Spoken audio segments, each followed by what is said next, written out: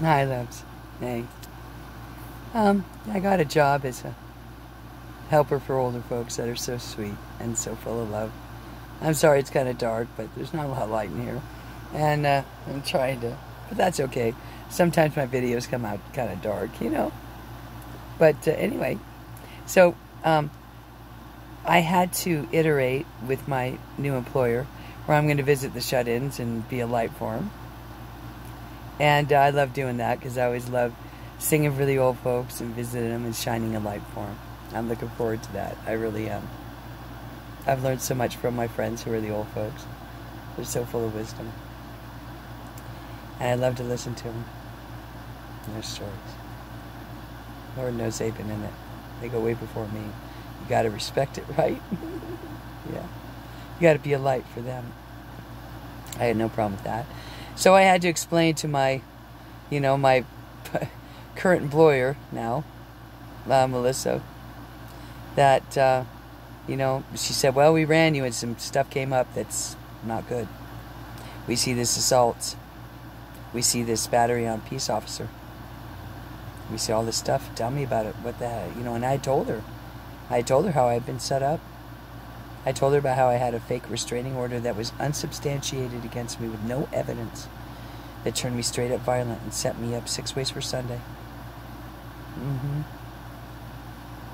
And how just because somebody said so and insinuated and assumed and exaggerated that I really was this, and I never was, which is awful for me because I got to iterate this to people, that these things really happen to me. So from that fake DV order, or that unsubstantiated order that decimated me, well, I ended up getting set up by the Santa Fe Police Department, and this is what happened. This is the case that came up too.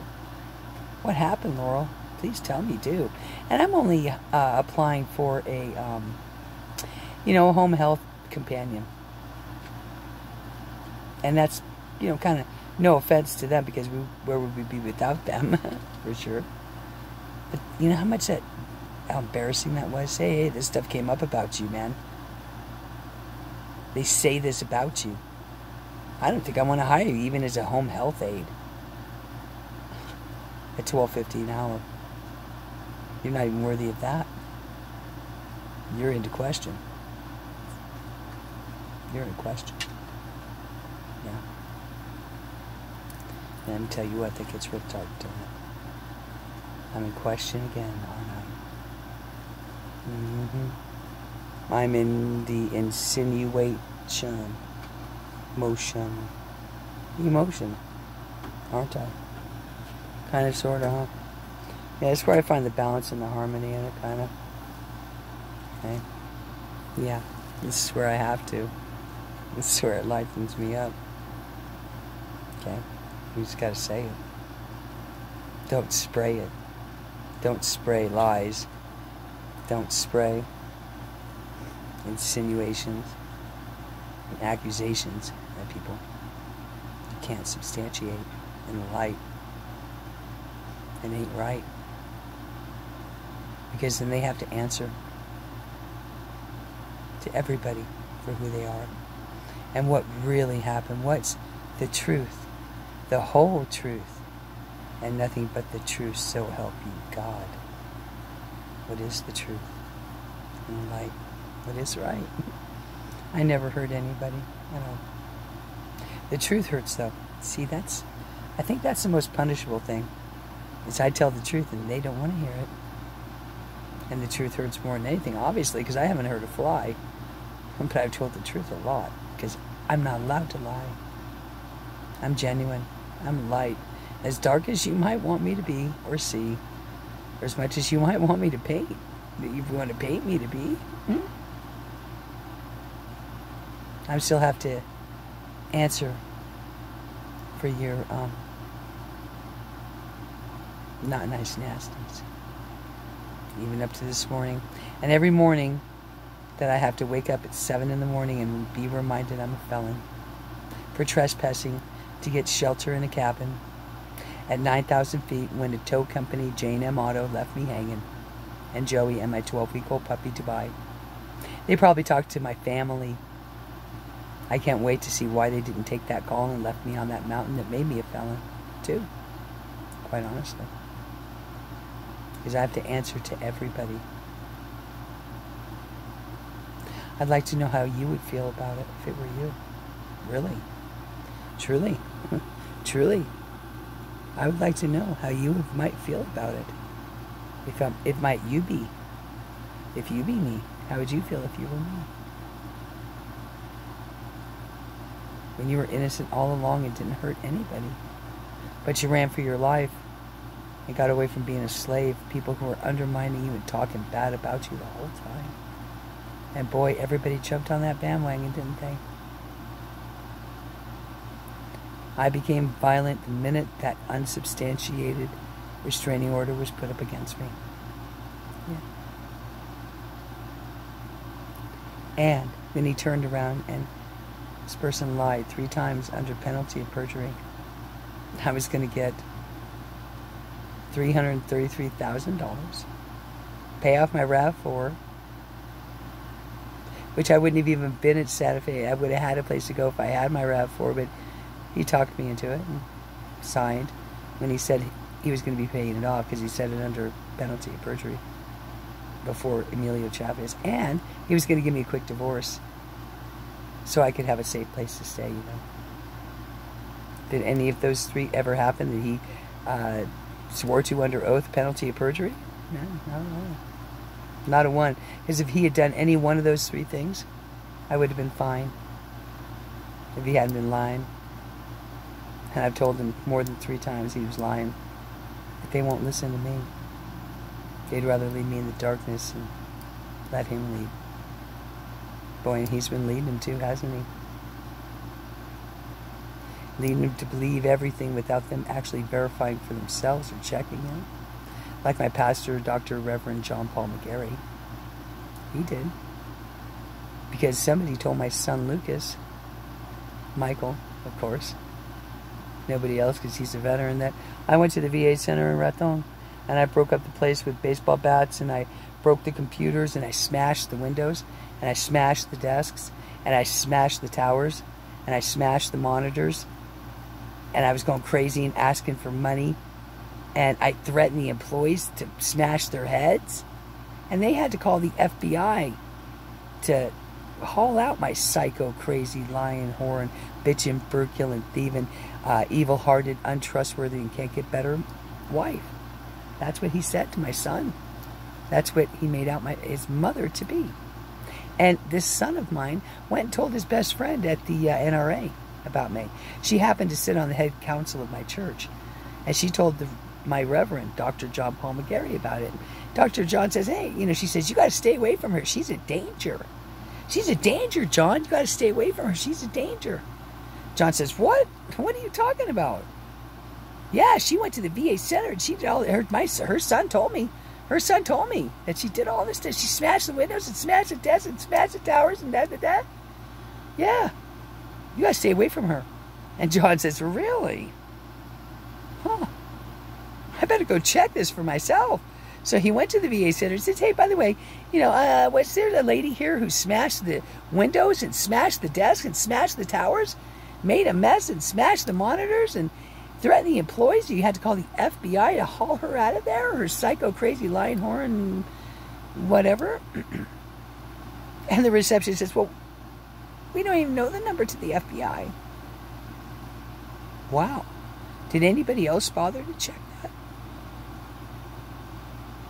Before they threw it on my stack, Jack? And just assumed that? Everybody was spreading it. Having that, it's called, you know, slander. What else? Well, I can't wait to hear what I haven't heard. But the real truth, that's going to kill me. But I'm ready for it because it's as bad as it gets. Seriously. Seriously? Seriously? Seriously. So I'm having to explain to this employer how the Santa Fe Police Department, I asked for MRI on my foot or a CAT scan or something because my ankle was killing me, and how they dragged me off this bed. They slammed me on the floor and my foot slipped. And Romero couldn't hold it. And my little foot smacked his little forearm. And he looks at Guana and says, you know, hey, assault on a peace officer. And Guana says, yeah, good enough for me. And they have 5 people on one dragging me to the floor. And he couldn't hold my foot and it slipped. Oh, wow, that's real assault on a peace officer, right? But they were merciless to me.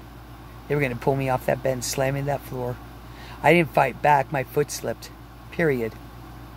If you want to hear me, that is. That's okay. Because you still arrested me mercilessly. Even though I was asking you help for my foot, you turned me away. Threw me in jail because I had nowhere to stay. Nowhere safe to stay. Anyway, I was left that way by Michael Rubin anyway. Otherwise, I probably wouldn't have been there. But anyway, I'm not blaming him. Yeah, I am blaming him, yeah. I'm sure Guana talked to my family too and then decided I was filing fake law. I don't know what the hell they were talking about. And where would she get this information anyway? Okay, so anyway, yeah, but I explained to Melissa how God got me out of that. No matter how bad they were to me, they arrested me, and Guana's hauling me to the station, and I said, I'm praying for you. You don't know what you're doing. You're insane. And she says, you're doing what? You're praying? I said, yeah, I'm praying to God for you. You don't know what you're doing. Well, let your God get you out of this. Let your God get you out of jail. Let your God get you out. And I say, hey, I'll still pray for you anyway. And they mercilessly threw me in that jail. I thought Joe was with me the whole time. Boy, they had me mofoed about that, and that scared the hell out of me. And then they let me out at 5 o'clock in the afternoon. No ride. No, they wouldn't even look up a phone call for me. They made me walk up a mountain, a hill, about 2 or 3 miles. Luckily, Hilda, this Swedish girl, got ejected without me. She carried me 2/3 up that mountain or the hill. The way my ankle was feeling, it felt like a mountain. But they didn't care. They left me there. They made me walk. And I didn't know where my Joe was. I was out of my mind with worry. But they didn't care. They left me there. Why? I don't know. This is what I need to know, loves. Why was I treated so? What was said about me by everybody? What?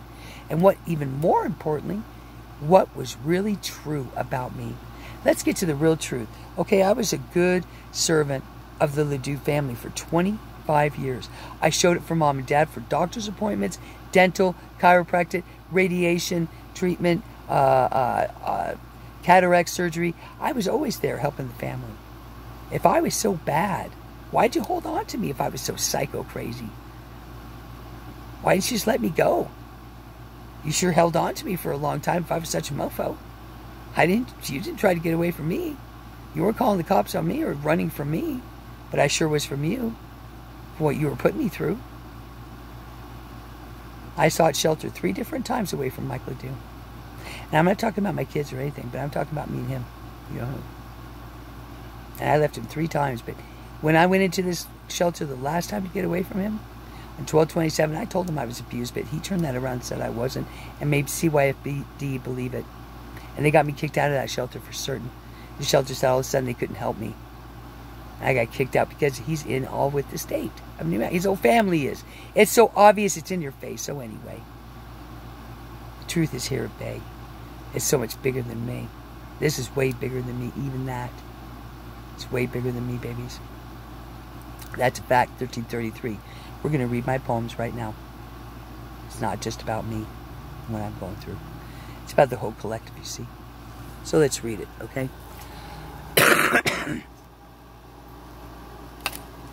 Let's read it. Maybe we'll weep, but the truth is already coming out. I helped get an innocent man free because poor Mr. Cordova was caught up in this with my lying little girls that Mike manipulated into lying to try to win a lot of money on an innocent man, saying that he so-called sexually penetrated my daughter Dixie in the 1st degree. He's a 64-year-old man that had everything to lose. There's no reason he was serving his community, being a good man. But I'm sure Michael Rubin was covering his own stuff, much like he did to me, threw me under the bus. More than that, told everybody I was a psycho, everything way up before me. And after me, he told everybody I was just crazy. I wasn't. And then he would set up situations to make me look crazy. And that's a whole nother story for Lori.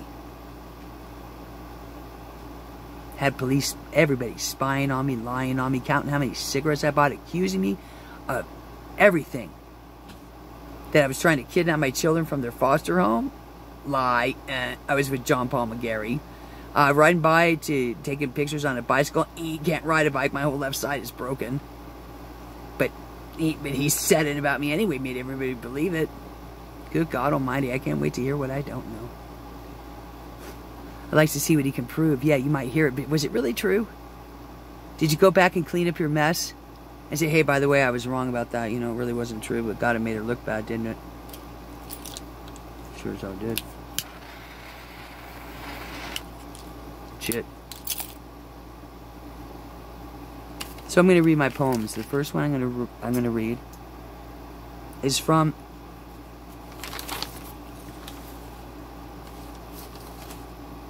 (3/19/21) when I was in Crossroads, getting my decisions done. And while I was there in Crossroads, I heard that they were slaughtering the buffalo in Yellowstone. It broke my heart. So I guess this goes up for my native children, because they've been decimated too and desecrated when they were innocent too. I wrote this on 3/19/21 at 4 a.m. I'm an early bird, you know. Mother always rises early. Buffalo Slaughter Song. Yellowstone in 2021. Magnificent.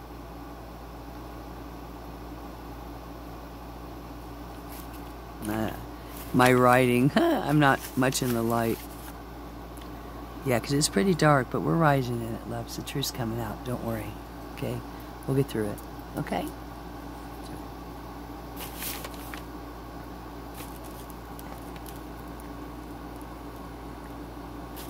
I don't know what that word is. I know it's magnificent. Ancient buffalo.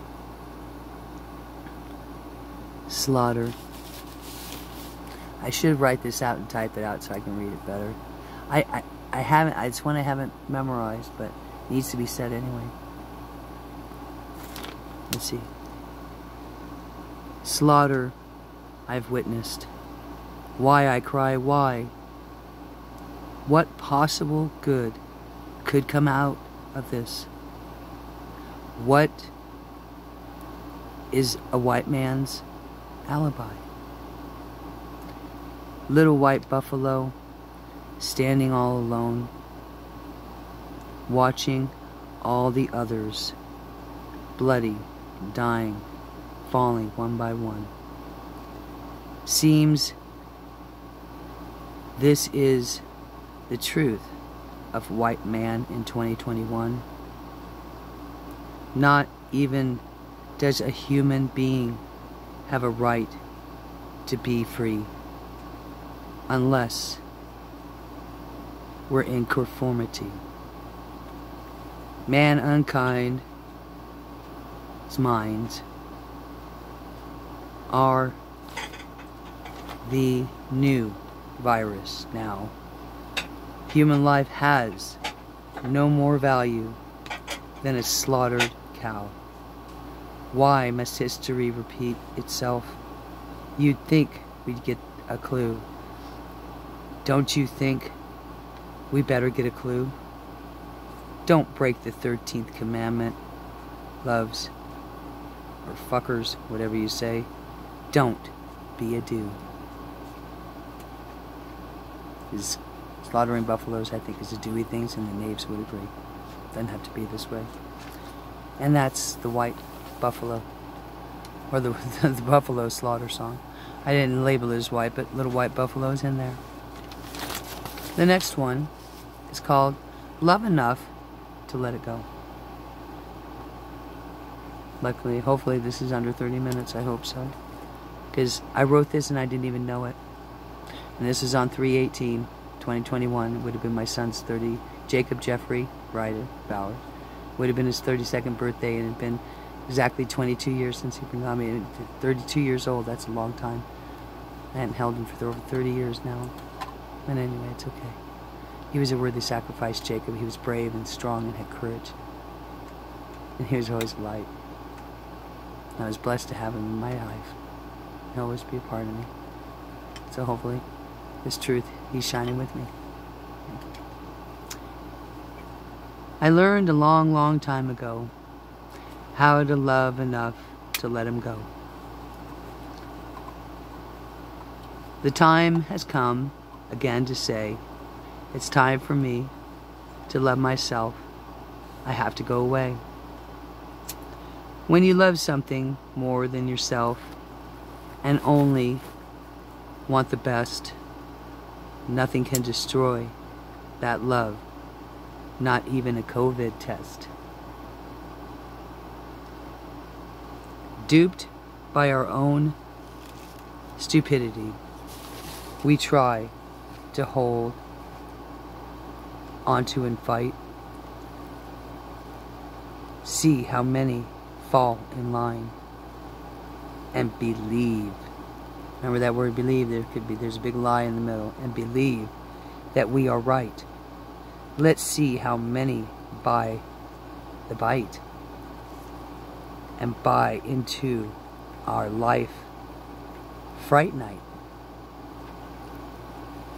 Order out of chaos, their agendas on a roll, and those who want to kill the truth and act like fucking trolls.